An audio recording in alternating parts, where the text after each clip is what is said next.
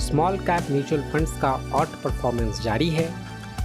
AMFI यानी association of mutual funds की तरफ से मई महीने का जो डेटा जारी किया गया उसके मुताबिक इक्विटी फंड्स में कुल 34,697 करोड़ रुपए का भारी भरकम निवेश किया गया। इस कैटेगरी में स्मॉल कैप फंड्स में 2725 करोड़ रुपए का नेट इनफ्लो आया।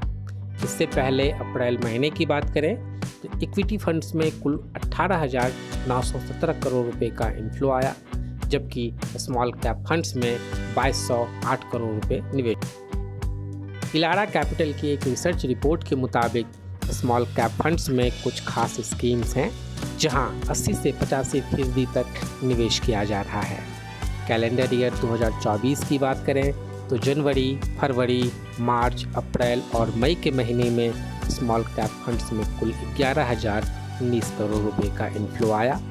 31 मई 2024 के आधार पर अलग अलग फंड हाउसेस की कुल 27 स्मॉल कैप फंड्स बाजार में उपलब्ध हैं।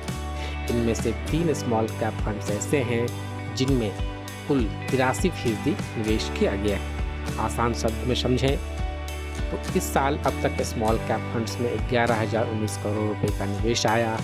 इनमें से 3 ऐसे फंड्स हैं जिनमें कुल 9,055 करोड़ रुपए का निवेश किया गया है। स्मॉल कैप की सिंगल स्कीम है।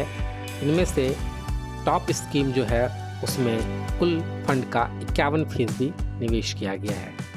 अगर इसे नंबर के आधार पर देखें तो 11,000 करोड़ रुपए में से 5621 करोड़ रुपए केवल एक सिंगल स्कीम में निवेश किया गया। इस इलारा कैपिटल ने अपनी रिपोर्ट में किसी फंड या स्कीम का नाम तो नहीं लिया है, लेकिन अगर आप स्मॉल कैप के इन्वेस्टर हैं तो आपके लिए चिंता का विषय जरूर है।